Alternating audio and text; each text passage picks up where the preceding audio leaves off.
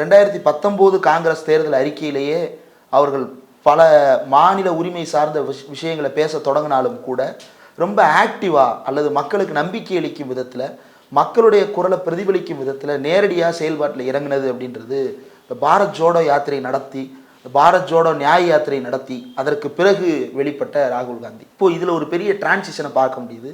இப்போது ரொம்ப கூர்மையாக நாடாளுமன்றத்துக்கு உள்ளே வர்றதுக்கு முன்னாடியே ஒரு எதிர்க்கட்சியாக எப்படி செயல்பட வேண்டும் அப்படின்றதுக்கு ராகுல் காந்தி ஒரு பெஞ்ச் மார்க் செட் பண்ணுறாங்க. இந்த நாடாளுமன்றத்தில் எழுப்பப்படுகின்ற முதல் விவகாரம் நீட் விவகாரம். இந்த நீட் விவகாரம் தான் நாடாளுமன்றத்துக்குள்ளே ஒலிக்கிற முதல் விவகாரம், நாடாளுமன்றத்துக்கு வெளியவும் சரி. அஃப்கோர்ஸ் ஸ்டாக் மார்க்கெட் மேனிப்புலேஷன் பற்றி பேசியிருந்தார்கள்.